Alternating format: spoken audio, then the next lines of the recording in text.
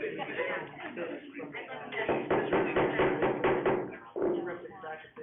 evening, ladies and gentlemen. As soon as we get the live streaming going, we will begin.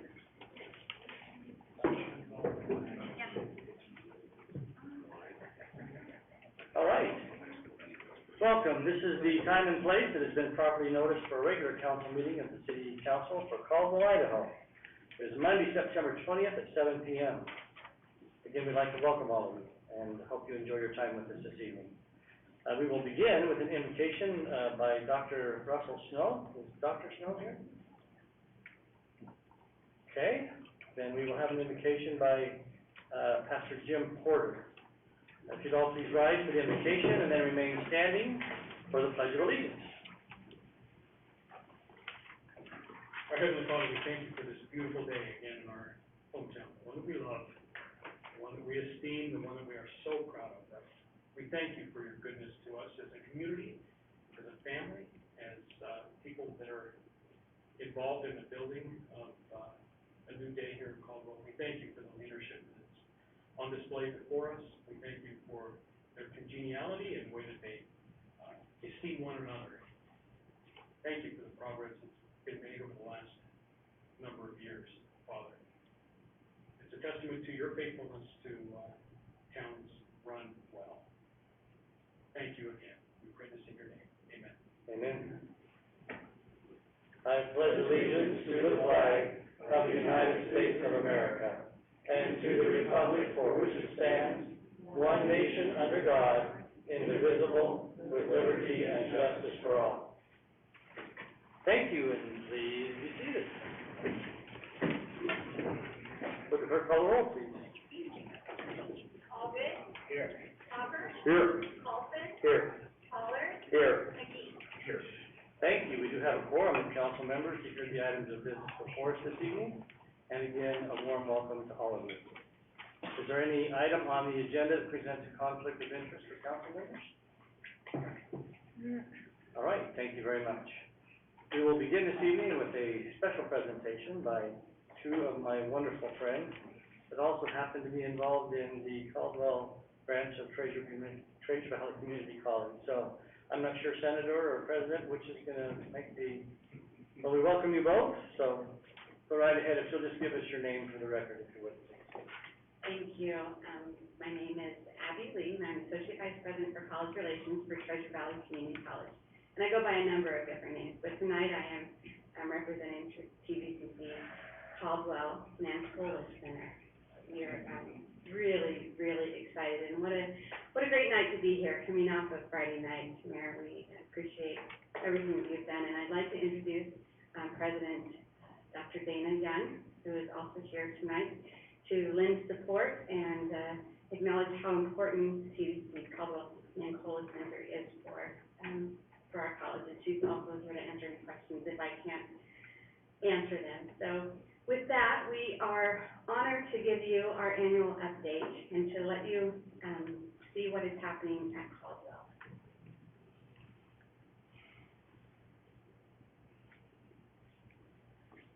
This is going to work for us. So, for those of you who may be zooming in or maybe just wanted a little bit of a history lesson, I thought it might be appropriate to talk about where we came from and just acknowledge that we came to Caldwell. We're located in Ontario, but our students in the Western Treasure Valley don't see themselves as out-of-state students. And so we've been serving students in this area since 1962, and we came in 2003 to the El Mercado building at the invitation of some of our good friends, including Mayor and many of you who are on this council.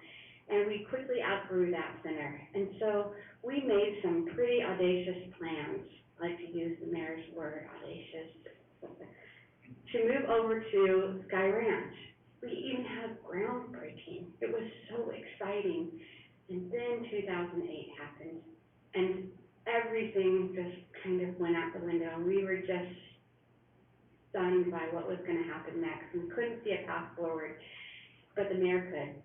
And as you heard, Rob gave a really great history of how we got here. We did. And we moved to Indian Creek in 2010. And we've been there since then, and it has really been exciting. And our location has made all of the difference. We really do see ourselves as the jewel of the Indian Creek restoration. And so thank you so much again for your courage to get us here. So we want to talk to you a little bit about, one of the things that we do is we come and talk to you about our enrollment and how we're serving Caldwell. And so I've got a little bit of a slide up here to show how things have been and what we're doing in the midst of COVID. So things have changed a little bit for us. As you can see, our enrollment, things were just booming in 2019. We were so excited that fall. Enrollment was going up. And then again, in 2020, everything changed for everybody. But we are still really excited about what's happening and the number of credits and students that we're serving. And I like transparency, and so we wanted to just show you what it looks like overall. We have a number of students who are Caldwell students, but they come over to Ontario, or they're Caldwell students and they just take classes online. So I wanted to just show you that we've got kind of that really dark orange is our Caldwell and Webb students. The brown is our Caldwell only students. And then we've got a mixture of students who take classes in Ontario and also Caldwell. A lot of our CPE students do that. And then that really dark brown is our Ontario, Caldwell, and Webb students. So you can see a little bit of fluctuation in enrollment, particularly last year as we were having to go all virtual during spring quarter. But we're really proud that Treasure Valley Community College was one of the only schools in Oregon this last year that was able to stay open completely. And we worked really hard to make sure our students could get on campus and have that experience. And then just to show you what those actual numbers look like. I provided a copy of this for Debbie too, so we can get you additional slides. But I wanted to just really highlight additional partnerships and benefits. We have a great partnership with the City of Caldwell, and in fact, we have lots of interviews, we provide negotiation space, we welcome you into the building at any time. We've got some meetings in fact set up this week. We have a great partnership with the firefighters, and they've moved into one of the, what used to be our bookstore. We've kind of reconfigured some space, and we're excited to have them in to provide some additional training center and just to have their presence in our building. We also have the Caldwell Chamber of Commerce comes and has their meetings there. We are welcoming back our TRIO partnership, and that really is a great partnership between our community colleges, including College of Western Idaho, Boise State University, and Idaho State University. So it's a person who's housed at CVC Caldwell, but they recruit for all different programs throughout the region. And then we have our annual meeting with our Region 3 superintendent. In fact, we just had a meeting this last week. And then we're building some new partnerships with CWI, and then we love to have the Indian Creek Festival and to be part of that. This Saturday was just so much fun. And then just wanted to point out, we're doing some really unique things with Canyon Springs High School. We have a number of students for the first time who are enrolling in some new dual credit, and that's been a really unique partnership for us to really get into that school and help those students achieve some dual credit. We have, again, some expanded partnerships with our high schools that we're going to see increased enrollment because of that. And then just wanted to highlight, classes start next Monday, so we're a quarter school, and so we are offering a $500 scholarship for anyone who wants to enroll. We had some additional federal COVID funds, and we decided to distribute those directly to our students. So if you know anybody who's just on the fence, get them over to us this next week, and we'll help them. We're doing a lot of targeted marketing right now and calling students and getting them into classes. And then just wanted to highlight some opportunities for growth. We're starting a unique program with the College of Western Idaho and the Caldwell High School to develop an automotive business technology certificate. And so we would teach the business side of how do you run a shop, and then they would move to CWI and do some of those second-year automotive classes. And again, this is going to be right in the high school, and we're really excited. Dr. French has been incredibly helpful in helping us get this going. We're excited about our AMP. It's our Airframe and Power Plant Mechanic AAS degree. We're just awaiting grant approval, and we're hoping in the next year to get this thing literally off the ground. we just started a peer recovery coach certification. And this is, the state of Idaho has developed a new opportunity through the Department of Health and Welfare. If you are a person who has dealt with addiction, or you're a family member of someone who's dealt with addiction, you can take this certification and become a peer recovery coach for those individuals. And it's about $18 an hour, and it really is making a difference in these communities. And so this is beginning this fall, and we're excited about this new program. And then we're excited about Elevate Nampa. So we've had great partnership with Elevate Caldwell. We've got a welding program out there, and some dual credit, and we're excited to expand that into Nampa.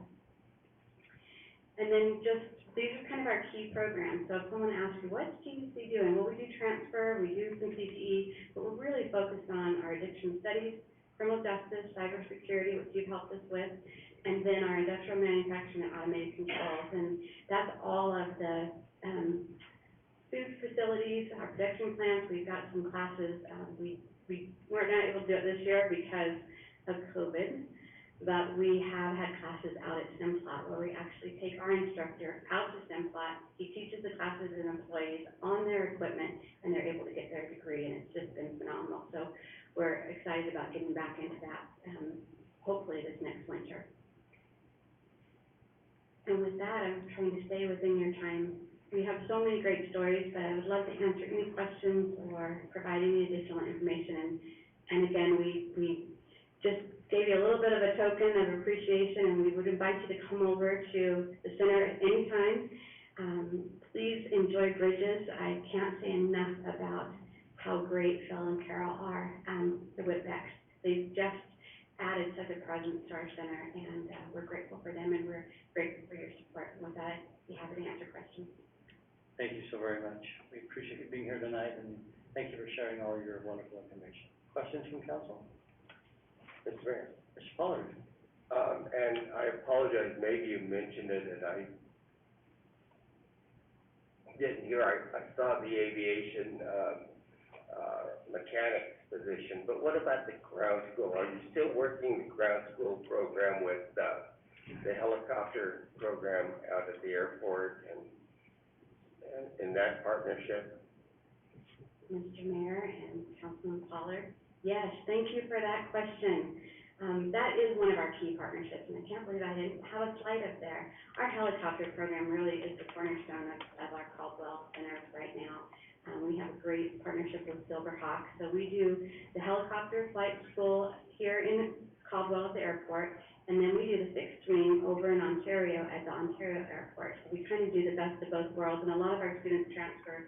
They'll do the helicopter, and then they'll come over to the flight school, and then they become our instructors, and then they get hired by the airlines. And so it's really been exciting to see them move through that. And Silverhawk has actually just acquired a building over in Ontario at the Ontario airport too. But we're committed to, the helicopter will stay here, and fixed wing will be in Ontario. Well, I will tell you that last year my wife and I took a helicopter tour out of Riggins. And the young man, I remember his name was Travis, that's all I remember. He went through your program. Fantastic. You landed safely and you enjoyed it? Yeah, we did. We were in the air for about 75 minutes. That's good to hear. It's really been exciting. We have a great partnership with SkyWest, and they actually are hiring our graduates. And for those of you who don't know, we're going to start to see a pretty significant shortage of pilots. And if you're trying to fly to Seattle and Portland these days, those limited flights are due to pilot shortage. So it's a great opportunity for students, and we're really proud to be a part of serving that need. Thank you. Any other questions from council? Again, thank you for your partnership. Thank you for everything you've done for this community. And as you know, education is so important for all ages, and you serve all ages at your facility, and so it's wonderful to have you here. Thank you. Thank you, and we can't say enough about how honored we are to have our name associated with your name forever in Caldwell. Thank you. And vice versa. Thank you so much. All right. The next item is a proclamation. As we are all aware, it is a very, very dire situation in the valley and across much of the Northwest. As a matter of fact, in many parts of western United States, as far as the drought is concerned. it's affecting the livelihood of many people in Treasure Valley because farming is their livelihood, and that is still one of the, if not the largest industry in our area. Water was shut off, I know, for local irrigation over the past couple of weeks, depending on where you're at in the city. And so, it's more difficult to keep your lawn green, and, some are turning brown, and some have, you know, the trees and so forth, all would depend on that water. That crops are such a huge part of our lifestyle here in Fraser Valley. The jobs that it provides for so many individuals, the food it provides literally for the world. And so it's important for us to be able to have water for that industry and for our homes, our livelihood, for livestock, for animals, for wildlife in the hills, obviously fires associated with dry conditions. So that, of course, is the issue. There's certainly things we can do on our own, conserving water, making sure we water our lawns properly, or you know, don't leave the water running when you're brushing your teeth, and you know, things like that, just simple things that you can do. All of us can do things to conserve water at home. But I have a very, very strong belief in the power of prayer, and that's what this is about. If you look around Caldwell, I can tell you that there have been many, many prayers offered up on behalf of this community and projects and the things that we've been through, and I think we've been well taken care of. And so, with that in mind, I was approached by Kelly Jenkins, and she is involved in a organization of a day of prayer and fasting for drought relief. That is something that her position with her church and other churches and pastors around the valley have all agreed to join in with. I know the Canyon County commissioners have already signed a proclamation similar to this one. And so with that in mind, I'll read this proclamation, and then Kelly, if you have anything you want to add, you're more than welcome to, all right? Whereas the Idaho Department of Water Resources issued drought declarations in 20 Idaho counties from April through July of 2021, while the West and neighboring states are experiencing severe droughts, with Lake Mead hitting record low water levels, potentially impacting water supply for millions of people. Whereas the city of Caldwell experienced a dry spring and record-breaking high summer temperatures in 2021 that evaporated water in reservoirs and irrigation canals, resulting in reservoir levels far below average and shutting off irrigation flow roughly 1 month earlier than normal. Whereas less water in reservoirs and canals results in less water recharging the aquifers for residential drinking water. Whereas these extreme drought conditions have adversely and significantly impacted agribusiness and livestock production. Whereas rain and snowpack would provide great relief to the agribusinesses, livestock production, wildlife and natural habitats, as well as raise the water levels in our reservoirs for summer activities and lower the wildfire risk. Whereas the city of Caldwell and its neighboring communities are in great need of relief from the dangers this prolonged drought presents. Whereas call upon the citizens of the city of Caldwell to pray for rain and snowpack to relieve our community from drought, or otherwise give thanks in accordance with their own faith and conscience. Whereas we as a community, regardless of our religious background, are thankful for blessings we enjoy living in Caldwell, Idaho. Now therefore, I, Garrett Nankel, as mayor of the city of Caldwell, pray for refreshing and soaking rain and snowpack to fall upon the fields and in the mountains that will invigorate our agriculture economy. We pray for substantial rain and snow so that an abundance of water will be available for all municipalities, including Caldwell, who depend upon that source for daily consumption, agribusiness, and livestock production. We pray for the entire state of Idaho, many counties of which are under drought conditions, and call on the good people of Caldwell to regard October 10th, 2021, as a day of prayer and fasting for drought relief, for the blessings of unity, rainfall, and snowpack over our communities, region, and the state. Signed, Garrett Nankel, this 20th day of September, 2021. So we'd like to present this to Kelly and all those associated with her, and if you'll come up and receive this proclamation, and on behalf of, and I see Pastor and Mrs. Hardy there as well, and I don't know the gentleman behind the mask, or maybe I do, maybe I'm just saying hi. Well, hi. Yes, how are you? I do recognize you now that the mask is off. So Kelly, if you would come up and anyone you'd like to have any comments that they have.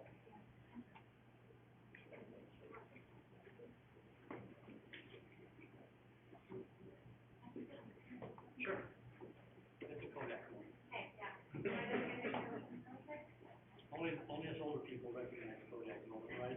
Yeah, Nobody else yes. understands. We hope, yes. Sure.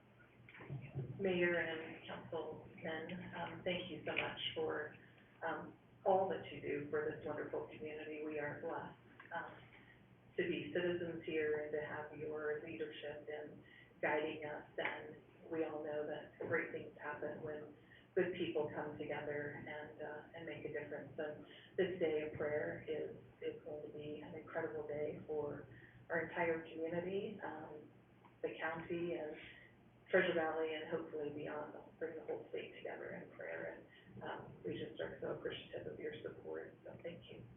Thank you. I'm gonna leave these, just kind of flyers over here, so Sure. feel free to grab one, and it'll give you a few more details, okay? All right. Thank you. Thank you, Kelly. All right, I believe that is the last of the special presentations, unless I do something from the council. I also would like the record to show that Councilmember Wagoner is here as well, all right, the next item is audience participation. Is there anyone in the audience who would like to speak to the council about an item that's not on the agenda? So go ahead and come up, sir. Well, I think it might be, my name is Alan Wolf. I've been living in Caldwell since 1956. This is only the second council meeting I've ever been to.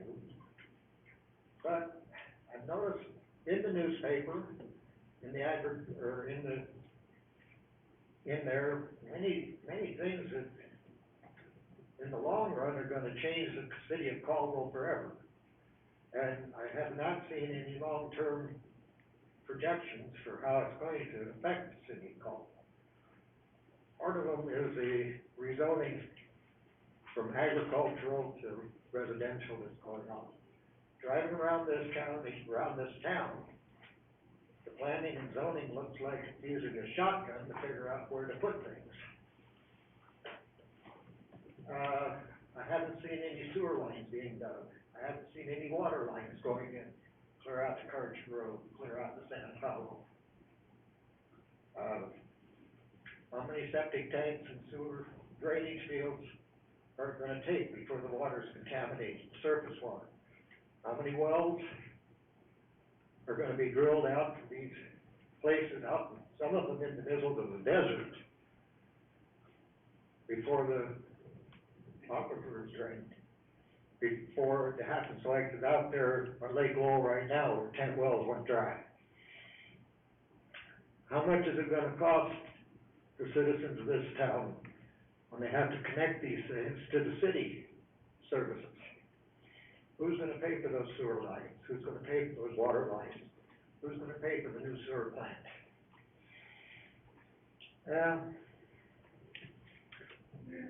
Another thing, a lot of that was good old farm ground. And you say that this is an agricultural community, it is, was. I went online and tried to find out about the use of lead arsenic for pesticides before they made DDT. It was widely used in this state. And nobody's testing for it. It's got a long-term adverse effect on human beings, and it's in the ground. And when they move this ground, when they're developing, they dig it up, and it's on top of the ground now. but nobody ever tests for it. In the old maps of the city of Caldwell, there were flood zones. Now, my uncle was a city councilman, sat right where you people sit. And I asked him about that. And he said, well, they buy flood insurance now. Now, where's brains in this? Those are still flood zones. In my lifetime, I stood up there in the cemetery on top there and saw a lake that went all the way to Middleton. Now it's houses.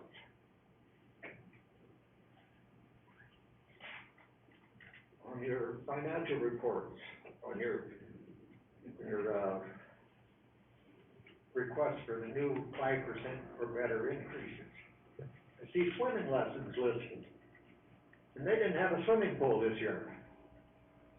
And as far as I can tell, they're not gonna have one next year, but I still saw an increase in the fees for swimming lessons.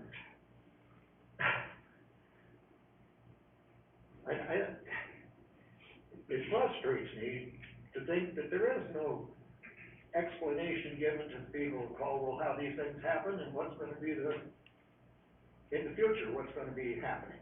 It frustrates me that there is nothing in the newspaper that says what the long-term projections are. It's all for short-term advantages. I went to that swimming pool after I saw them putting in the new service to it. Been an electrician all my life, and I've never seen a transformer like they're putting in there. 50 foot away from the water. 13,000 volt transformer / 110. Never seen one like that. And usually you don't see a 13,000 volt transformer that's not in a concrete building or a fenced off area. This is 50 feet from the water. And now they say there's a grounding problem, and I suspect that there is. That's somebody from planning and zoning. It's not planning and not zoning. Now, when can we expect some long-term? I asked the president or the mayor, I asked you to tell me, when are we gonna expect some long-term projections for what's going to happen? Long-term projections, not today, not for the short-term gain for a few people, but for the long-term, for my kids and grandkids, and my other relatives that live in this area. When are we gonna expect some long-term projections? What's gonna happen to the surface water? What's gonna happen to the sewer plant? Who's gonna pay for all this plumbing and sewer lines and water that's gonna have to be put in? Who's gonna do that? I know my property taxes went up. My house didn't move anywhere, didn't get any younger, but they sure went up. And I just would like to have you guys give me a projection on when you're gonna put some kind of a, something in the future. What are your plans? Not just what's gonna go in your pocket tomorrow, what do you think's gonna happen down the road? I've been in this town for 70 years. Well, the first thing I'd say is it's unfortunate, this is only the second time you've been to a council meeting in all that time, because those things are discussed at every council meeting. They're discussed. No, they aren't, they're not in the newspaper. I didn't interrupt you, now you please do not interrupt me. Okay, all right. Thank You you. tell me your lie and I'll tell you mine. Okay, we're done. Next person, We're done. we're done. You haven't got anything in the newspaper that says anything about what's gonna happen in the future. I would be happy to answer questions, but it's obvious you don't want to listen to anything I have to say, so, we're done. Anybody else in the audience would like to You have speak no about? answer, that's why. No, I've got all kinds of answers. If you'd like to come to my office personally, I'd like to. I can answer every one of your questions, because there's nothing you said that is accurate, really. We have plans for everything. The new developers pay for all that. Water lines are going in. There's a charge for the treatment plant. There's testing in the water all the time. There's 5 and 10 and 15-year, 20-year plans all the time through our budgeting process. All that is available, and yes, it is in the newspaper. It's on the city website. It's been advertised everywhere, so. I sit and read the newspaper every day, and I don't see that. Well, We don't control the newspaper. I don't control the newspaper. All I can control is the city website and what's going on, but there is answers for all those questions. Then answer it. you said that I was going to lie to you, and I'm not gonna tolerate that. So I'm not gonna answer your questions, because already you've said that I'm a liar, and that's not true. I'm not gonna buy into that. But if you'd like to talk to the city engineer, or just come down and talk to staff, they'll answer all your questions. He couldn't tell me why. Okay, we're done. We're done. He couldn't tell me why they didn't have ladders down, We're done. trenches. Thank you. All right, the next item on the agenda is the consent calendar items. Mr. Mayor, Mr. Foley, I move that we approve the consent calendar as printed. is there a second? Second. Motion by Mr. Pollard, second was by Mr. Carlson, to approve the consent calendar as printed. All in favor, please say, call the roll, please. Pollard, Yes. McGee, Yes. Allgood, Yes. Wagner, Yes. Hopper, Yes. Carlson. Yes. Thank you very much. The consent calendar has been approved as printed. And again, for those items on the consent calendar, are items that are considered to be routine in nature, that are been approved previously in the budget, hearings that have been previously held in the, previous meetings of city council, items that are considered routine in nature, and these are the completion of those items. So just, again, if you have any questions on those, we'd be happy to answer any of those questions for you, but they're all considered routine in nature, and so we take those with one motion. All right, the next item is old business, an action item, public hearing. Oh, I'm sorry, there is an amendment to the agenda, thank you. There is an amendment to the agenda foregoing. This will be new business item number 1. The amended is to indicate that it's an action item. This is action item, consider resolution number 317-21, finding that a deteriorating area as defined by Idaho law exists and that adjacent to the corporate city limits of Caldwell, the rehabilitation, conservation, redevelopment, and combination thereof of such an area is necessary in the interest of public health, safety, morals, or welfare of the residents of Caldwell. There is a need for the Urban Renewal Agency to function in such an area, and said area is appropriate for urban renewal plan and associated project. This was inadvertently posted without the notice of an action item. Thank you. Is there a motion then to include action item on new business item number 1? So moved. Thank you. Is there a second? Second by Mr. McGee. The motion was by Mr. Carlson. All in favor, please say aye. Aye. Any opposed, nay? Motion carries unanimously. All right. The first item under old business is a public hearing, which is legislative, to consider an increase of fees over 5% that previously charged the airport water sewer impact fees and engineering department. This again, there was a public hearing on this, previously. This was also, there have been numerous budget workshops regarding this item, and, we're going to begin that. So, this portion of the public hearing was originally intended to discuss matters also related to impact fees. However, that item will need to be continued to a later date. Mr. Mayor, Yes. would you like me to give a short staff report on this, Mr. Mayor? Yeah, just a minute. I will declare the public hearing open, and then we'll begin, all right? All right, again, these are the sign-up sheets for the public hearing. If there's anyone that wanted to sign up but didn't have the opportunity to do so, I have them here. Anybody? Okay, all right. This is a public hearing, again, legislative in nature, and I would ask, this hearing is now declared open. And staff, Mr. Orton, if you would please give us the staff report. Thank you, Mr. Mayor. Thank you for, and members of the council, thanks for allowing me to give this report to you remotely. That allows me to, go attend an event with my family today out of town, so I appreciate that. So the subject of the hearing is those fees that are over 5% of that previously charged.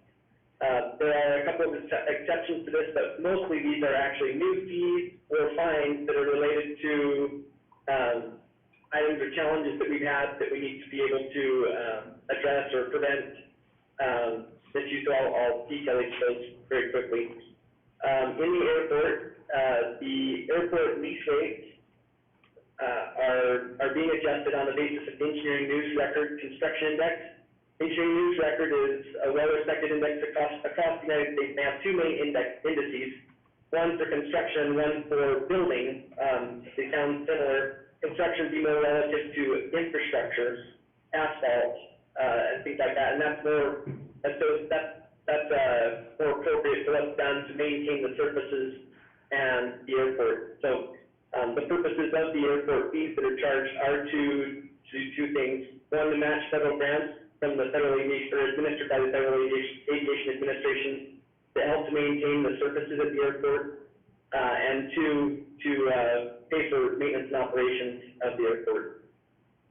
So those fees are proposed to be increased by 6.98%, obviously exceeding the 5% slightly there, by approaching 2%. And also hopefully helping move us towards the airport being more self-sufficient, which is, right now there's, that's one of our grant assurances, is to do our best to make the airport self-sufficient. It's, general aviation is assisted by federal funding in many cases, and the city uses both these fees, the property tax levy that's for a special revenue fund that the airport is under Idaho law, and then revenue sharing from, which contains a portion of the sales tax that comes back to the city of Caldwell based on state administered distribution. Then in the water department, this is a detail of those increases. So the only thing that's an existing fee that is being increased is the deposit for a water service, which will be the greater of 2 months of service, average service, or $200. And this is just to make sure that the accounts are kept whole. It takes some time for an account to become overdue, and then for the billing to catch up with that. And we bill only once a month, and so we used to bill twice a month. And this works out, will help keep the city whole and prevent accounts from growing overdue, or have enough of a deposit to cover the cost of an account that's left overdue if someone departs from a residence or something. That's really the most common issue that we have. And then the other proposed changes in the water department are setting up a meter program for use of fire hydrants. Under city code, fire hydrants are not authorized to be used by the public except through those mechanisms proposed in city code. And we've had basically an honor system for the use of that water, and it needs to be more closely regulated. And so this will include, you'll notice on the agenda, the authorization to make a purchase of metering devices, and then this will allow this program to come into effect beginning October 1st, where a metering device is leased with a deposit. So there's a new fee for deposit, a new fee for a late report.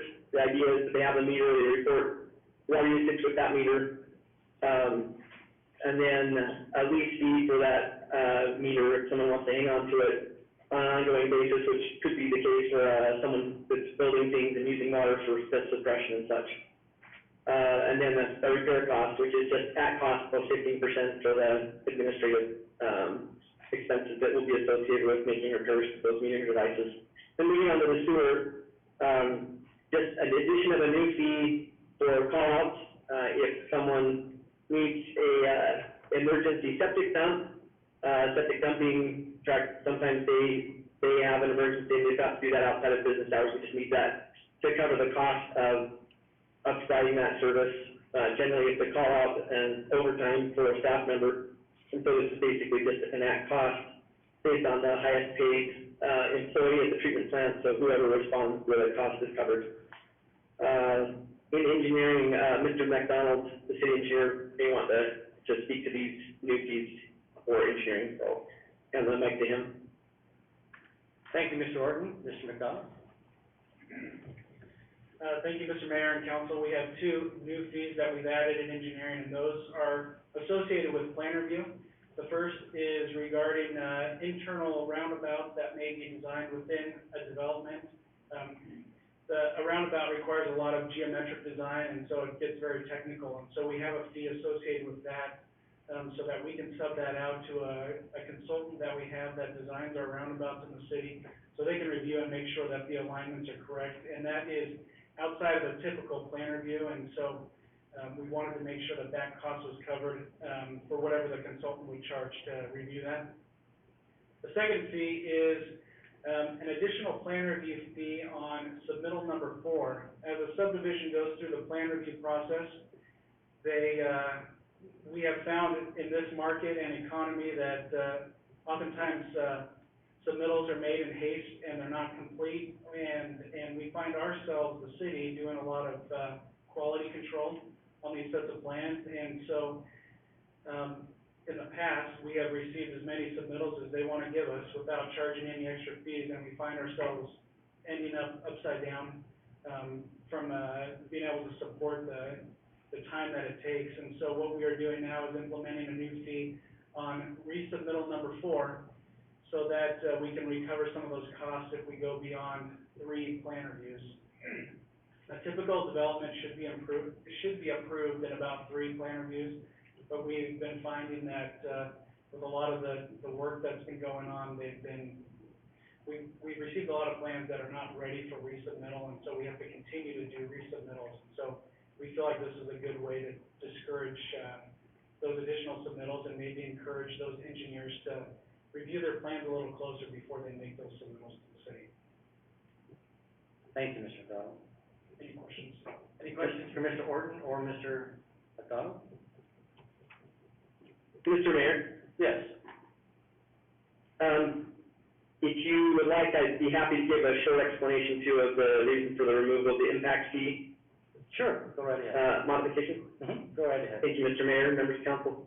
So, Idaho legislature made a modification to Idaho statute 6758, which is that section of code that governs impact fees. And out of an abundance of caution to make sure that we're, performing in a manner that's fully consistent with Idaho law, we've removed that and will be, the specific element is that city staff have been involved in, helping to call for a vote, and things like that. And then the modifications to the statute, make it clear that city staff should not be acting in a chair type, function. Obviously, we still, are required to provide support to that committee, but we'll invite the committee to elect somebody to act as a chair, and they will conduct those meetings and call for votes. That's the only change really, and it will be, we'll have an ordinance modification that also reflects that the city attorney has, worked on preparing, and that will go through the appropriate channels, because it could have relevance to specific parcels of land.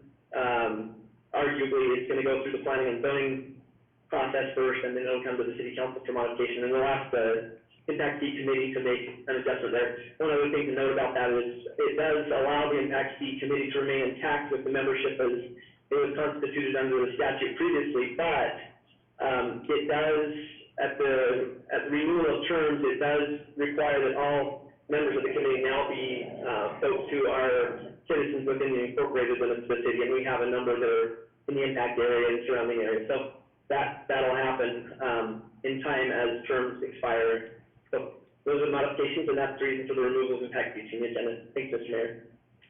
Thank you very much, Mr. Orton. Any questions from council for Mr. Orton or Mr. McDonald? Mr. Mayor, Mr. Hopper? I do have a quick question, and I probably, missed it. I did not see the, charge for the roundabouts in the fee schedule. And I have a follow-up on that, just, why don't you tell me how much it is? So I was gonna go back through and double check that, but Brent had commandeered my computer. The charge for the roundabouts was, basically the time that the consultant was gonna charge us to do the review. So it's flexible in terms of how much that, Correct, that was my recollection.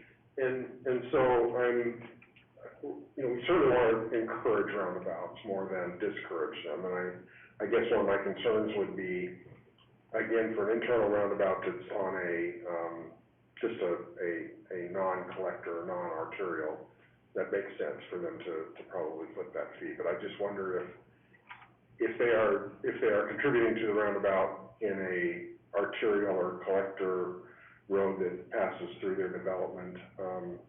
I'm just wondering, rather than discourage the use of a roundabout because of extra fees, that maybe that doesn't make sense in that case. Mr. Mayor, Councilman Hopper, I stand corrected. We did assign a specific fee, and I appreciate Brent for pulling that up. So it's $1,200, and that was actually, we had gone back and looked at what we felt like the time would be. We've had to do this a few times with developments. The biggest problem that we run into, and I certainly understand if we don't want to discourage that, and we can talk about that if that's the case. But the biggest problem we run into is these developments have engineers that are accustomed to doing site development, and roundabouts is a completely different animal, and so it's taken us quite a bit more time to make sure that that review is done properly. And then what we end up having to do is pay the consultant directly that's reviewing that, and so we don't have a mechanism to do that, or Sure. and so that's kind of the predicament that we find ourselves in. Other questions?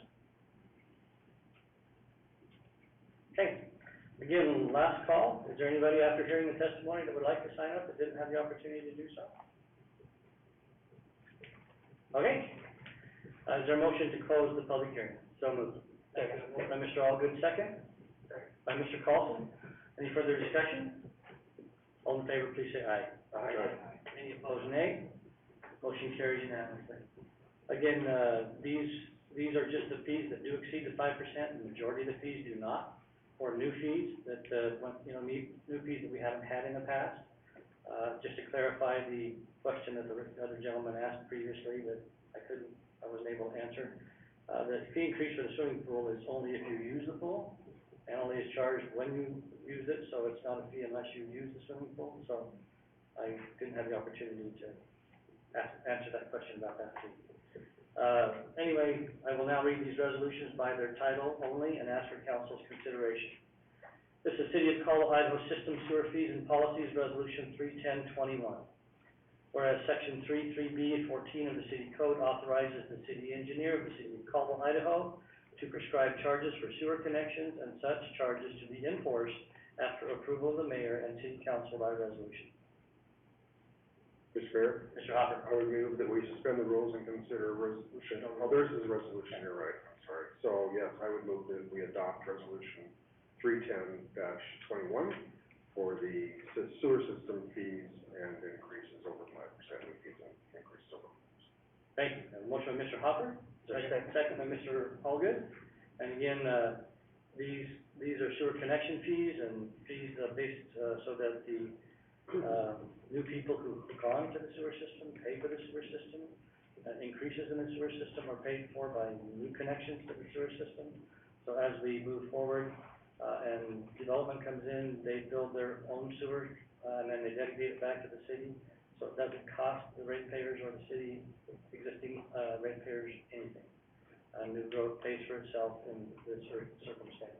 That's why these fees are in place, and we want to make sure that we do let new growth pay for itself when it comes to water and sewer. We have a motion to approve resolution 31021. Excuse me, with the clerk call the roll, please. Hopper, Yes. Carlson, Yes. Pollard, Yes. McGee, Yes. Allgood, Yes. Wagner. Yes. Thank you. Resolution 31021 has been passed unanimously by the Caldwell City Council. The next one is the street lighting fees and policies, resolution number 31121. Whereas the City Council approved ordinance number 1945 on May 4th, 1992, establishing a street lighting policy and providing for the setting of fees by resolution of City Council. Mr. Mayor? Mr. Hopper. I would move that we adopt resolution number 311-21 for the schedule of fees for street lighting. Thank you. Is there a second? Second. I have a motion by Mr. Hopper, second by Mr. Carlson. Would the clerk call the roll, please? Hopper, Yes. Carlson, Yes. Pollard, Yes. McGee, Yes. Allgood, Yes. Wagner. Yes. Thank you very much. Resolution 31121 has been passed unanimously by the Caldwell City Council. The next one is water system fees and policies. And again, this is for the ability to charge water main extension fee connections. Again, just for the benefit of those in the audience, sewer systems or septic systems are not allowed in new development. So that was another one of the questions. So as new developments come in, they're required to build the water system, to city standards. They are checked regularly for any kind of, impurities. We have very strict guidelines through DEQ, and also EPA through the Clean Water Act to make sure that the water we pump and distribute to the citizens is very clean. And again, these costs associated with that are borne by the developer and or new connections to the water system, so that again, the existing ratepayers do not have to pay for those new costs to the system. This is City of Caldwell Water System Fees and Policies, Resolution number 31221. Whereas Section 313A16C authorizes the City of Caldwell, Idaho to charge water main extension fees for new connections within corporate limits of resolution by City Council, and whereas Section 3317 authorizes the City of Caldwell to charge water main extension fees for new connections outside corporate limits by resolution of City Council, and whereas 33823 authorizes the city to charge fees for operation, maintenance, and replacement of water supply, storage, transmission lines, and other improvements by resolution of the City Council. Mayor, Mr. Hopper. I move that we adopt resolution 312-21, setting the schedule of fees and policies for the water system. Thank you. Is there a second? Second. Motion, Mr. Hopper, second by Mr. Carlson, to approve resolution number 31221. Would the clerk call the roll, please? Hopper. Yes. Paulson. Yes. Pollard. Yes. McGee. Yes. Alden. Yes. Wagner. Thank you very much. Resolution 31221, the water system fees and policies has been approved unanimously by the Caldwell City Council. The next one is the airport fees resolution, known as Resolution 31321. Whereas the City of Caldwell, Idaho operates and maintains an industrial airport serving aviation relevant businesses, executive private aviation, and general aviation. And whereas said airport leases land and improvements for the use, benefit, and enjoyment of the airport patrons. And whereas the providing for and operation of airport land and improvements and the costs associated therewith is a just obligation of the patrons. And whereas Idaho Code 21401 authorizes cities to maintain, operate, and manage such aviation fields, airports, and grounds, and prescribe rules and regulations for the maintenance, operation, and management thereof, and fixed fees and rentals to be charged for the use of the same or any part thereof. Mr. Mayor, Mr. Carlson. I would move that we approve resolution 313-21 for the airport fees. Thank you. Is there a second? A motion by Mr. Carlson, a second by Mr. Hopper to approve resolution 31321 regarding airport fees. Would the clerk call the roll, please? Paulson. Yes. Pollard. Yes. McGee. Yes. Alden. Yes. Wagner. Yes. Hopper. Yes.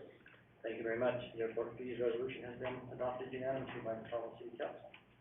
The next item is City of Caldwell, Idaho Engineering Review and Mapping Fees, known as Resolution 31421. Whereas the City of Caldwell, Idaho exercises their municipal powers in the review and approval of subdivision plans, land use applications, right-of-way and easement vacations, and annexation applications too. And whereas the Mayor and City Council of the City of Caldwell, Idaho, by city ordinance and administrative directive, have assigned the duties of reviewing subdivision plats, land use applications, right-of-way and easement vacations, and annexation applications to the city engineer. Mr. Mayor, Mr. Carlson. I would move that we approve the resolution 314-21 for the engineering review and mapping fees. Thank you. Is there a second? Second. A motion by Mr. Carlson, second by Mr. Hopper to approve resolution 31421. Would the clerk call the roll, please? Paulson. Yes.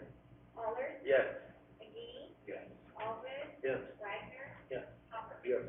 Thank you very much. And again, the engineering review and mapping fees are designed to have those that use those departments pay for the fees that help support that department. So again, this is a fee-supported department. There are no property taxes that go to support this. It's strictly a fee-supported department, so that we charge fees directly associated with the costs of design review, issuing plats, going through the review process, and those fees are charged to the developers and or applicants for those fees. So again, that's what the purpose of this resolution is for. Next is the City of Caldwell, Idaho building permit fees. Again, this is exactly the same. You do not pay anything for a fee unless you want one and need one. And so you come in and apply for it. And again, the fees are based directly on the cost of issuing that fee through the inspection process, through the review process, and so we assess the fees based upon the actual cost, or try to assess as close to the actual cost of administering, the building permit fee process. So that's what these fees are for. Whereas the city of Caldwell, Idaho exercises their municipal powers in the review and approval of building permits, plumbing permits, electrical permits, and mechanical permits, and whereas the mayor and city council of the city of Caldwell, Idaho, by city ordinance and administrative directive, have assigned the duties of issuing and reviewing building, plumbing, electrical, and mechanical permits to the city building official. Mr. Mayor, Mr. Carlson, I would move we approve resolution number 31521 for the building permit fees. thank you. Is there a second? Second. I have a motion by Mr. Carlson, second by Mr. Allgood to approve resolution number 31521 regarding building permit fees. Will the clerk call the roll, please? Paulson, Yes. Muller, Yes. McGee, Yes. Allgood, Yes. Wagner, Yes. Hopper. Yes. Thank you. Resolution 31521 regarding building permit fees has been unanimously adopted by the Caldwell City Council. The last one is the sanitation solid waste fees and policies, and again, this has to do with the treatment plant, all the associated fees and so forth with the sanitation solid waste fees, excuse me, not the treatment plant, but the waste, garbage services. Garbage flip. That's what it is, I wouldn't come out. These are all the, sanitation solid waste fees, such as, Republic services as they drive by your house and pick up your trash, haul it off, and any costs and fees associated with that. Whereas the city provides sanitation services by and through its contracted agent, and whereas said contract as amended July 2nd, 2013, calls for annual price adjustments based on the West Urban All Items Index and Consumer Price Index as published by the U.S. Department of Labor, Bureau of Labor Statistics. Mr. Mayor, Mr. Allgood, I move we approve resolution number 316-21. thank you. Is there a second? Second. I have a motion by Mr. Allgood, second by Mr. Hopper to approve resolution number 31621, sanitation solid waste fees and policies. Will the clerk call the roll, please? Allgood, Yes. Wagner, Yes. Hopper, Yes. Paulson, Yes. Muller, Yes. McGee. Yes. Thank you very much. That concludes the last, resolution, which was 31621, which has been adopted unanimously by the Caldwell City Council for fees for services, under the, sanitation and solid waste fees policies. All right, that concludes item number 2 under old business.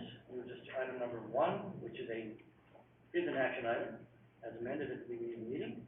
This is, regarding resolution number 31721. Mr. Hilton.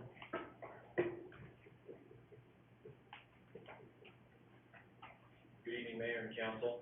I think you all know, for some time, staff and the Urban Renewal Agency have been considering further urban renewal activity in Caldwell. Our current urban renewal area is quickly going to be sunset, and it has been profoundly successful in helping develop the city, primarily downtown and also out at the Sky Ranch Business Park. And really, we're looking to continue that. And so this area that is being displayed now is the area in kind of northwest Caldwell that is identified for potential designation as both a project area and a reallocation area. The first step in the process, before a plan can be adopted and projects can be implemented, the Caldwell City Council must consider whether this area is appropriate for urban renewal activity. So those of you that have been around will recognize this being substantially similar to a project area that was proposed in 2019. The council was behind that. We thought that we had the county commissioners behind it, and we went right down to the wire, and ultimately, on a 2-to-1 vote, they declined to go forward with this area. There has been a change in leadership at the county, and we're optimistic that this area can be approved, so we're going to try it again. It remains, I think, the conviction, certainly as your staff and of the urban renewal commissioners, that this area is very much appropriate for urban renewal activity. There have been a few tweaks to the map since 2019. Most of that has been driven by industry interest and input that we have had.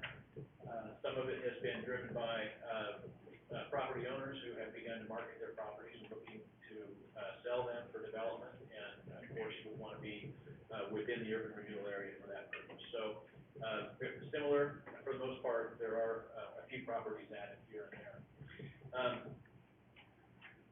I'm gonna start with respect to whether this is appropriate for an urban renewal, designation as an urban renewal area. The law requires the council to find that it is deteriorating or deteriorated. Those, two terms are defined in code, they're defined very broadly, and there are a number of things that might constitute, an appropriate designation for an area as being deteriorated or deteriorating. It is not necessary that this area display all of those characteristics, but certainly some of them in some combination. I'm gonna start, I guess, from the very general and then work to the specific in terms of what staff's recommendation is for your findings on deteriorated or deteriorating. This area is, parts of it are, within a mile of downtown Caldwell, the very oldest, first platted areas of Caldwell 130 years ago, yet it has not developed. As I was coming in to town, I went through the intersection of Orchard and Indiana, and there's a subdivision going in there, and incidentally, there is water and sewer being extended in that area to serve that subdivision. It was 6.6 road miles from that intersection to the police station. There has been a path of orderly development in that direction, but not this direction, and primarily it's because you've got the river. There are numerous canals and drainage structures associated with the river. You've got limited access highway and railroad lines.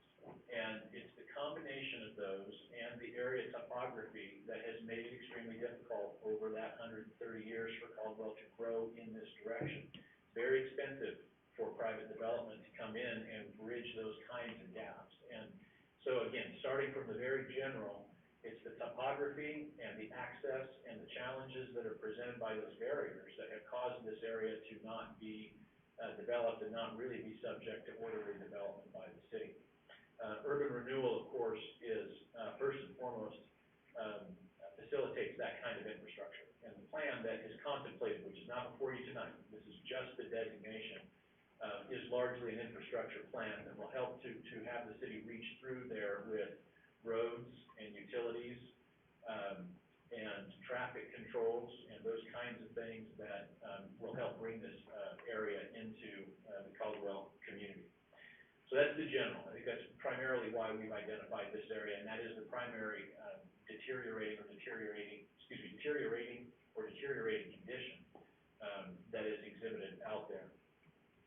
Moving on more specifically, there are unreclaimed mine sites. There are mine sites that are reaching the end of their useful life, and some kind of new development will be required there. There are agricultural uses that are being abandoned. One is the large mink farm that is out there. There are holes in the ground from previous mining activities in various places that cause difficulties with access and difficulties with the extension of utilities and orderly development. There is not a street layout there that is intended to serve that area. There is Highway 2026, which is intended to go from I-84 to Notice. There is relatively little developed traffic infrastructure other than that. There are obsolete buildings. There are deteriorated structures. And so all of these things are also statutory requirements, or not requirements, but among the things that define what is a deteriorated or deteriorating area.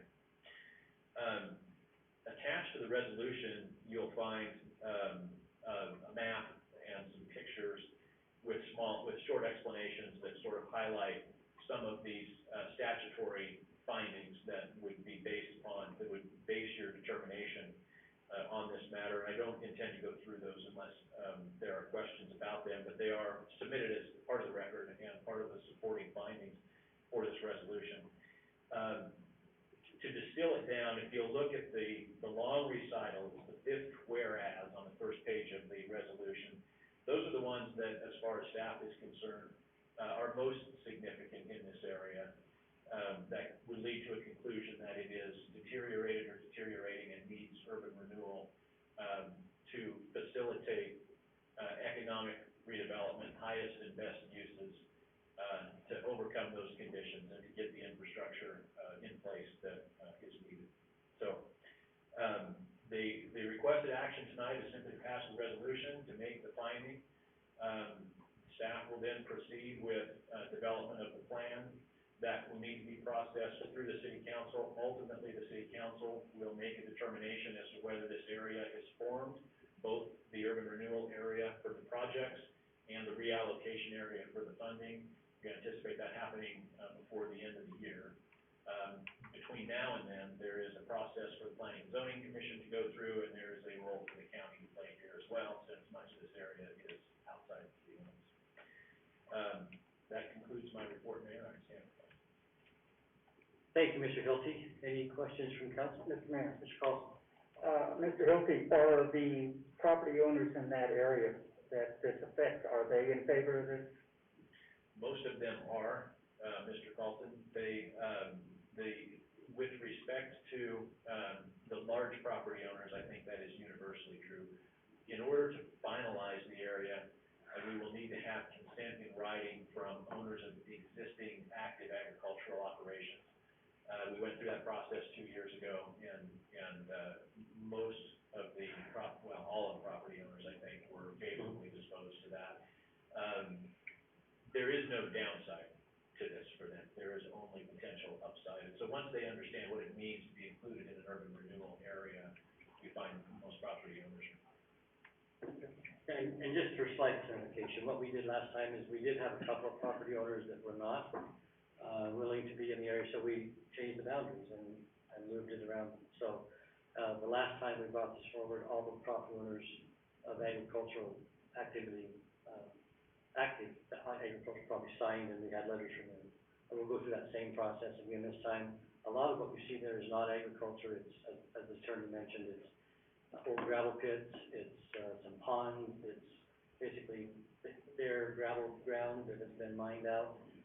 So that these are prime areas for, help from urban renewal to turn those into productive industrial and other uses. Mr. McGee. Thank you, Mr. Mayor. Mr. Hilty, I know we're only identifying this at this point, but I know I get a lot of questions, and there's a lot of misnomers, and I look over at Chairman Hopper, and I look at the mayor, and I look at Mr. Hilty, who has been involved in these discussions for a long time, but I think this might be a great time to reiterate the fact that this is not a tax increase. Mr. Hilty, could you address that for us? Certainly. The Urban Renewal Agency, cannot levy a tax. It does not increase taxes. When I mentioned that there's no downside, that is one of the concerns that is raised.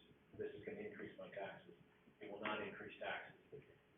The relationship between urban renewal and taxes is on the reallocation side. So as property values increase there, which is uniformly the decision of the property owner to develop. Okay, so a mined out gravel pit has a low tax assessment value. When that is turned into a housing development with a pond, there is greater property value there in the after condition than the before condition. And because that typically would be facilitated by urban renewal activity, it's that increment, right? The amount of increased property taxes represented by increased property value, that is, goes to fund the project. So the short answer is no, this is not a taxing district, this does not increase taxes. Thank you. Other questions for Mr. Hilty? Mr. Mayor. Mr. Carlson? Mr. Hilty, it does not increase any other property taxes as well. Is that true? That's true. It only, the property that is being affected. Correct. Okay. Yeah. And so again, if I could, Dennis, just make that clear. Any property outside of the revenue allocation area, there is no impact whatsoever.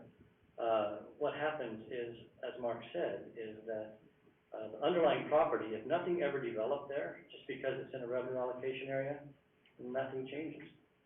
it stays exactly the same, doesn't change zoning, it doesn't change property values.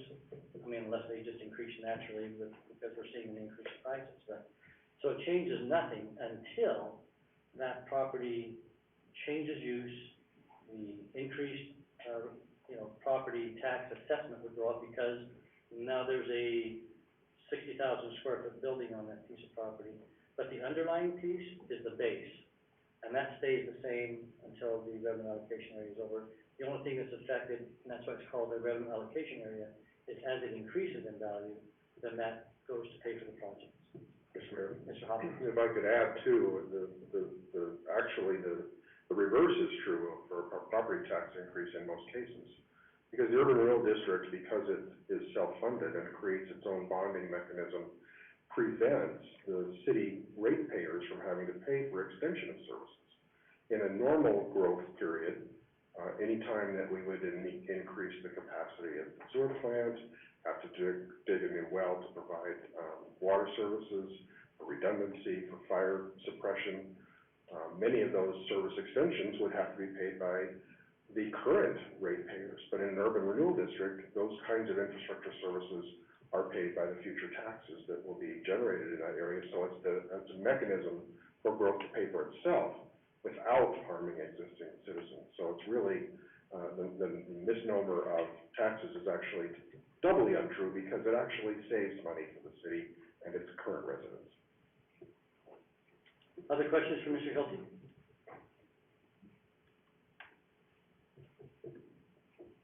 All right, thank you. Again, that's the staff report. Any final questions before I read the resolution? All right, this is known as resolution number 317-21. A resolution of the City Council of the City of Caldwell, Idaho, finding that a deteriorated and deteriorating area, as defined by Idaho law, exists in and adjacent to the corporate city limits of Caldwell. The rehabilitation, conservation, redevelopment, or a combination thereof of such area is necessary in the interest of the public health, safety, morals, or welfare of the residents of Caldwell.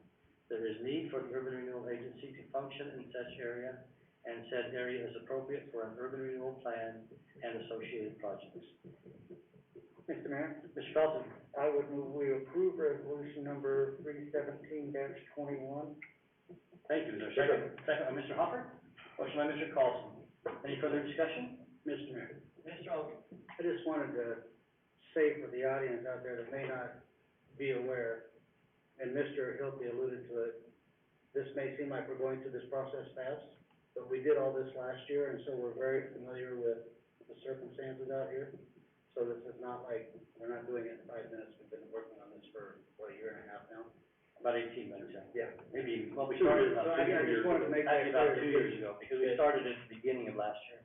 Yeah, this is not something we just did in the last 10 minutes, we've been working on this for a very long time, so I just want to make that clear. Yep. All right, any other comment? Clerk, call the roll, please. Olson, Yes. Waller, Yes. McGee, Yes. Allgood, Yes. Wagner, Yes. Hopper. Yes. Thank you very much. Resolution number 317-21 has been passed unanimously by the Caldwell City Council. And just along those lines, there's always this is just the beginning of the process, as Mr. Hilty talked about. There will be other public hearings and process as we go through before planning and zoning. It has to come back to City Council, then on to the county for finalization there. So there will be several weeks more of notices and public hearings before this is enacted. And then, of course, there's always the sunsetting period, which the existing revenue allocation area is, we will begin that sunsetting process next spring, February, March, is that correct? Mitchell? She's looking so forward to that, it's very complicated. Actually, we're into that quite a bit already. Yeah. We've been working really hard on that sunset process. So any new revenue allocation area would also have a time frame established at the beginning of it, usually around 20 years time frame, because in case you have to bond and so forth, that's the time frame you need to let those bonds play out. All right, thank you very much.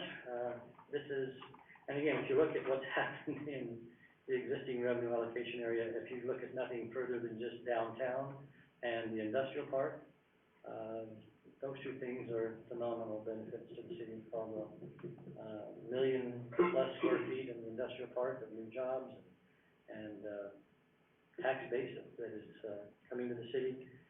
During that period of time, the average household income of the city of Caldwell has raised dramatically. Downtown, of course, has become a destination point, could not have happened without urban renewal support. So, again, we just hope that we can take those kinds of successes and incorporate those into the plan for that this new area. So, all right, that moves us to item number 2, action item, which is the financial report. Mr. Mayor, Mr. Pollard. the Finance Committee has reviewed current accounts payable in the amount of $3,620,946.53 for the period ending September 15th, 2021, a net payroll of $422,108.92 for the pay period ending August 28th, 2021. I move that accounts payable in the amount of $3,620,946.53, represented by check numbers 156226 through 156876, and payroll for the amount of $422,108.92, represented by check numbers 36467 through 36486, and direct deposits be accepted, payments approved, and vouchers filed in the office of the city clerk. Thank you. Is there a second? Second. A motion by Mr. Pollard, second by Mr. Allgood, to approve the financial report as presented. All in favor, please say aye. Aye. Any opposed, nay. Motion carries unanimously. Council reports, Mr. Pollard. Well, this was the first year that my wife and I were not able to attend the Indian Creek Festival. I was participating as an officiant in a memorial service that was supposed to start at 11, but didn't start until 12:45. So we didn't make it down there, but I understand. It was a great time and very crowded. Thank you, Mike. Mr. Carlson? Mr. Mayor, I went to Mayor's Youth Advisory Council meeting last week, and since that time, they were talking about the fundraiser dinner. Since that time, they have determined with wisdom that they are going to cancel it due to the COVID situation. They would rather be safe than sorry and keep our students safe. But instead, they are going to do an online option, and so we hope that everyone can participate there. Thank you, Dennis. Thank you very much. Mr. Hopper? Nothing further. Mr. Wagner? I'd be remiss if I didn't say something tonight, Mr. Mayor. It is great to be back with you all tonight. I think it was perfect that we had started the meeting with the proclamation of prayer, and I am right there with you 100%, the power of prayer. It's nothing short of a miracle that I am sitting here with you all tonight. So those that may not be aware that I was diagnosed with a brain tumor about a month and a half ago. Had surgery the first part of September to remove it. It was just a little bit bigger than a golf ball. And those that know my family know that's very appropriate, because we were big fans of golf. I'm glad we're not tennis players. I'll stick with the golf ball. But anyway, so it's been just over 2 weeks, and here I am. And I didn't get to keep it. They took it away from me. But anyway, and I appreciate the prayers of all of my fellow city councilmen, all the people in this community, so many people that are here. I wish I could call everybody out individually. The outpouring of support and love for me and my family was it was through the roof. And you know, it's those tough times where you get to experience that love and compassion from people and what a community is all about. And we felt that so much. And like I said, it's just, you know, the power of prayer is real, and I have felt it like no other time in my life. And it's wonderful to be here and to be with so many good friends that are here tonight, and to see your faces, and again, to be here with you. So thank you to everybody. I love this community, and just God bless you all. So, thank you. It's good to have you back, even with your new hairdo. Grown back pretty quick. It has. The response to that was, at least you have hair, right? So, I stepped right into that when I was expecting that to be back. It is nice to have you here, Chairman. We're very grateful that you're back, and it's nice that you're recovering well. Thank you. Mr. Aldridge.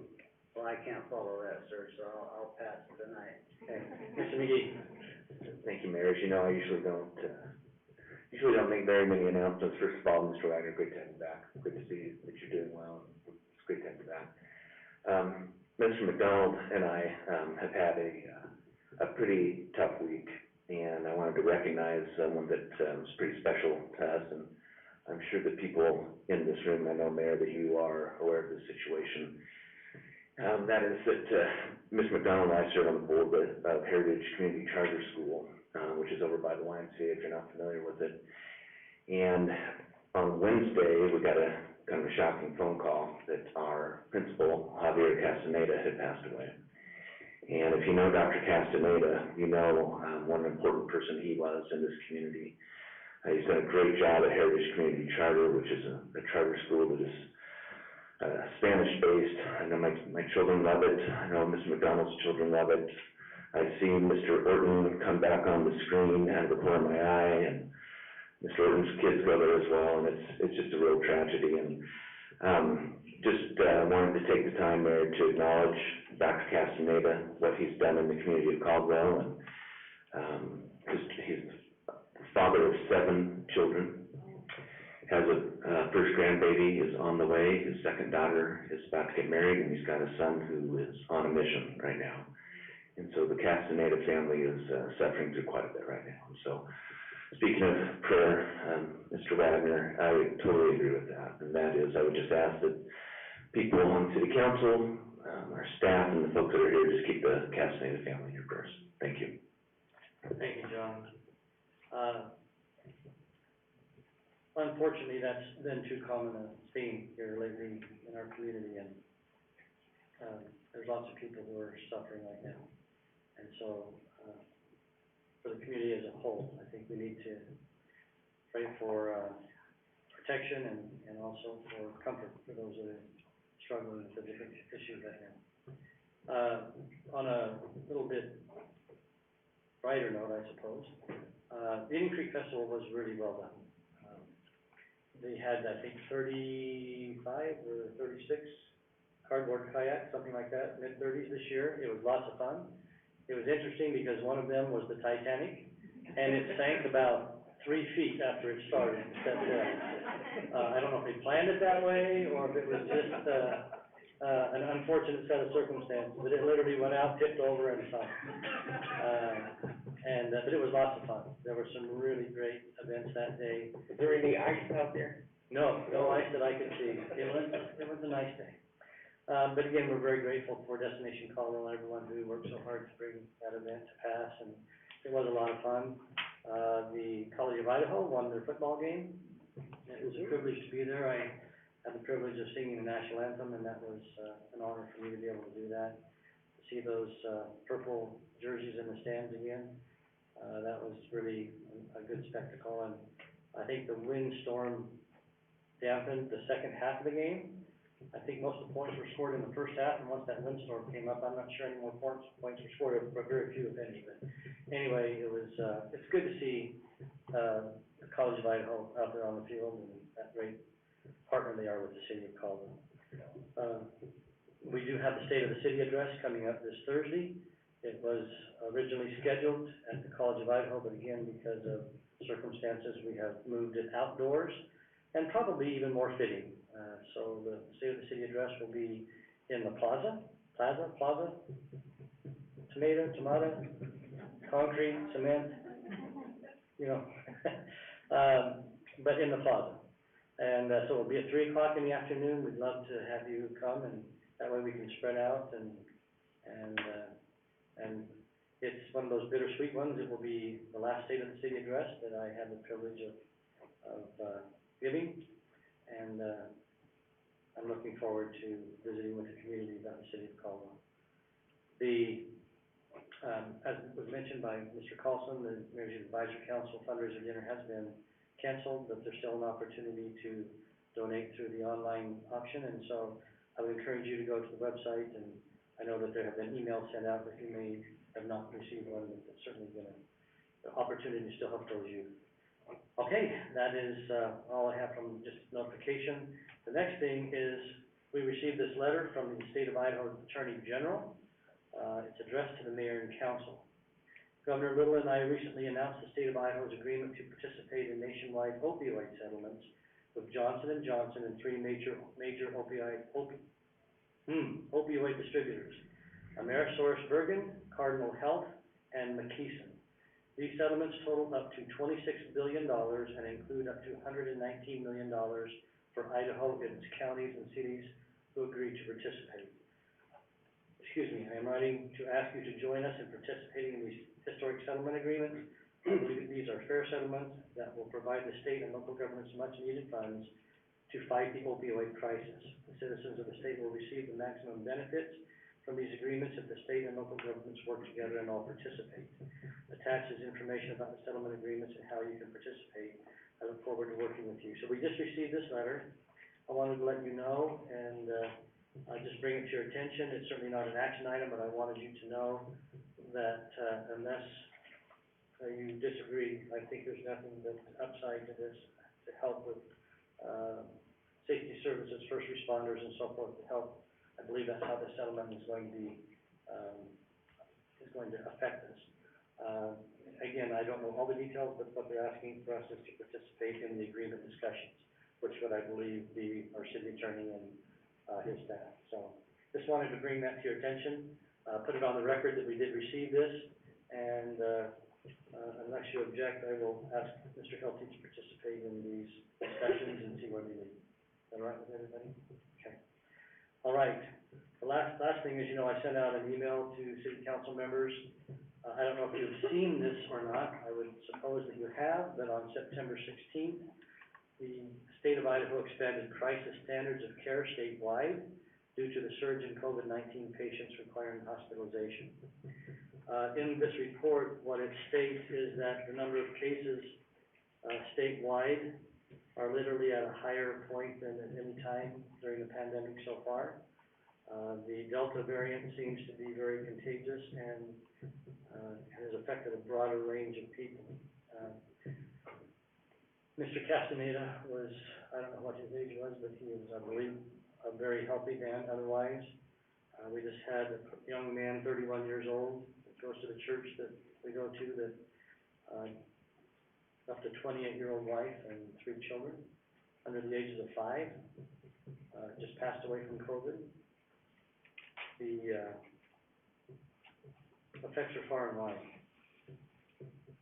So anyway, because of this and because of the concern from local hospitals, as a matter of fact, I saw on Facebook from, I don't remember her name, but her family has been struggling with COVID.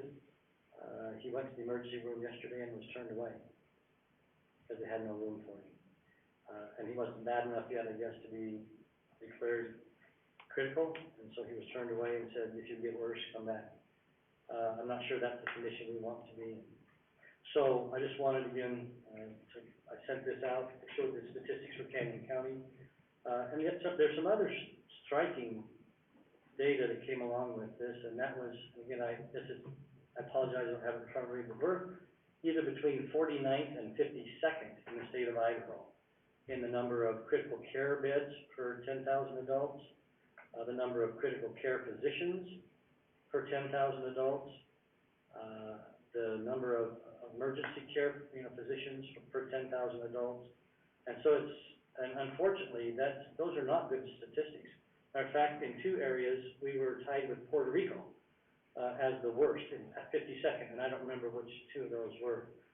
Last week in in District 3, but most of the cases in Canyon County, there were 1,500 plus cases in 1 week.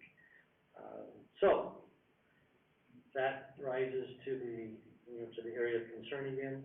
So what I had asked council is if we need to consider going back to virtual meetings as we did a year ago when things were bad. That's difficult because we can't conduct full services of the city, but we can at least conduct the business to keep us running. Wanted to visit with you, and I received comments back from most of you about, the potential of closing city buildings again.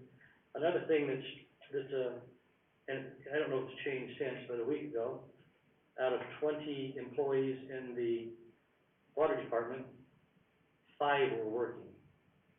We had 15 gone, either, exposed or suffering from COVID. We've estimated that somewhere between 15 and 20% of our workforce citywide is out. And so it makes it difficult for us to provide services, much needed services to the city. So we need to protect both our employees and citizens that come in contact with our employees. So, as you know, we did close City Hall and other, library and, clubhouse at the golf course,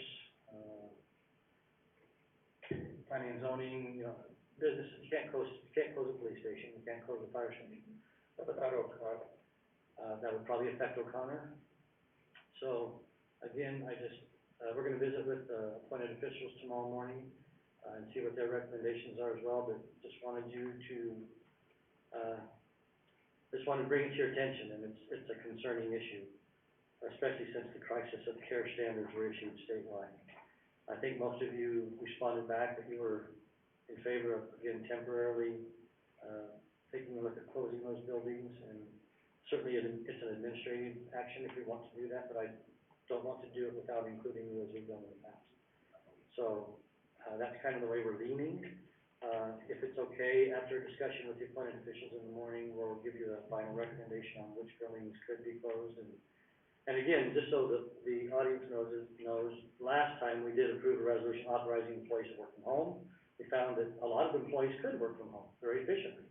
Obviously, you can't do police work from home, you can't do firefighting from home, but many of the positions in the city, especially in development services, water bill paying, you can do that online. So there's a lot of things that we can do to protect the employees and keep them functioning and not have quite so much exposure. But, and again, what they do on their own time is their situation. But, I know that in the water department, many of the exposures took place at work, and some of the exposures from the street department took place at work. So those are the kind of things that we're dealing with right now that are affecting the city. So I'm wide open to your comments or any thoughts you may have, and then again, with appointed officials and myself, we'll meet in the morning and discuss it further. Your thoughts? Mr. Mayor. Mr. McGee? Thank you, Mr. Mayor. It sounds, I know I would like to hear what the appointed officials, what their recommendations are, so I appreciate that. You've got a great team of them, and by now, they're becoming experienced on this topic, unfortunately, so I would really like to hear back. But sounds on based on what you have described here, that this would not be any more stringent than, what took place, earlier in the pandemic when the numbers were actually less. Is that correct? Correct. And again, when this first happened, I, made the comment that, well, we don't have a playbook for this, right? A year ago, we didn't have a playbook for it. Well, we kind of do now, the second year of it, and things. So we do have some experience on things that did work, that did help protect the employees and keep our staff safe. So we do have a little bit of experience, and so there's kind of a playbook that we can go back to. We can, again, remote working for employees, face masks within the buildings, hand sanitizer everywhere, closing the buildings that are considered, I guess, non-essential, that we can still, the police and fire, of course, would still have access to those buildings. Mrs. Mitchell? Yes, Mr. Mayor, I believe we have, TDCC here with us tonight as well. And so by whatever action is taken, would that affect their facility, and would we need to take that into consideration? I don't think so, because we have a lease with them. I think that they would be able to make their own decisions, if I'm not mistaken. Is that correct, Mr. Hilty? Yeah, so Senator, I think that, I'm sorry, Abby. I'm trying to think of which title to call you here. But I would guess that would still be up to and I know last time you did a lot of online, learning as well. I do know that the library board is having a meeting with their board of directors tomorrow. This could potentially affect the senior center, and so we need to be careful about that as well. But anyway, I just wanted to make sure that you knew was being discussed, and again, I appreciate all your comments. I think pretty much every one of you responded, so. All right, I just wanted to have that on the public record, that was being considered again. With that, anything that we forgot to discuss? Mr. Mayor, we discussed a lot about closing city buildings, but what is the thought about council meeting in 4 weeks? That it would be virtual only, and that we would only conduct business that we can conduct virtually. So that again would limit public hearings and that type of thing, because you just can't have those face-to-face, and unless you're face-to-face, and also it would, really limits the people that can participate, because many people still, I have to call my granddaughter when something's wrong with my phone, right? And so, sometimes we don't want to shut anybody out from a public hearing and not hear what they have to say. So what we would do would be to go to a format where, like we did before, where we conducted the business that was necessary to keep the city running, but the public hearings would be postponed for a few weeks until we hopefully get through this. The projections, both national and, statewide, are that this should peak middle October and start to come back down towards the 1st of November is what we're hoping. And that's based upon the experience they had in the South, where I think the Delta variant hit first, and kind of the cycle that it went through. So the health officials are using that as a model. And these recommendations are coming directly again from, our health officials, Southwest District Health. I'm in constant conversation with Nikki Zog, who is the Executive Director of Southwest District Health, and her recommendations, and we're trying to follow those as well, so. Carol? Mr. Mayor, just, so I know we're gonna get questions and phone calls, regarding outdoor activities, and specifically the golf department as well as the recreation department.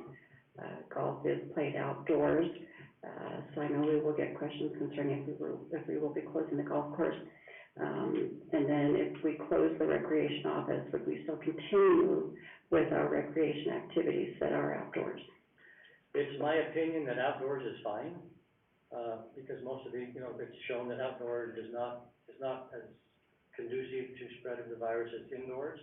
But again, I'm willing to listen to what staff has to say tomorrow morning, and I'll certainly call back. But I think, even from what other cities' actions I've seen being taken, outdoors is a different consideration than indoors. So that's the main concern, yes. I believe that we need to continue encouraging people to get vaccines as well. There's a lot of people out there that have not. North Idaho, a lot of people are crossing the border into Washington to get to a hospital. And there are people that are unvaccinated, but hopefully we can get more people vaccinated in this area. Yeah, that was also included in the report which I sent to you. Yeah. And so, I know that there's certainly a push by health officials. We've seen that I have personally done video messaging to the community, about make your own decision, but would encourage you to, if it's right for you, to get your, vaccinations, and be conscious of others' health and welfare, and we will certainly continue to push that. All right, other comments? Sorry to end on such a somber note, but it's here again, and it's rising, and we need to do everything we can to protect our community and the citizens. I did talk to Betsy Hunsicker, and this is a concern valley-wide, and statewide. All right, with that, the next thing would be to go into executive session pursuant to Idaho Code Section 74206, subsection 1C. Mr. Mayor, Yes. I move that we go into executive section, subject to section 74206, subsection 1C, for the purpose of discussing the acquisition of or interest in real property not owned by a public agency, and section 1J for the purposes of considering labor contract matters authorized under section 67, 2345A, 74206A, A and B. Thank you. Is there a second? Second. Motion, Mr. Pollard, second by Mr. Paulson. Will the clerk call the roll, please? Pollard? Yes. McGee? Yes. Alden? Yes. Wagner? Yes. Hopper? Yes. Paulson? Yes. Thank you. Thank you all for coming tonight. Have a wonderful evening.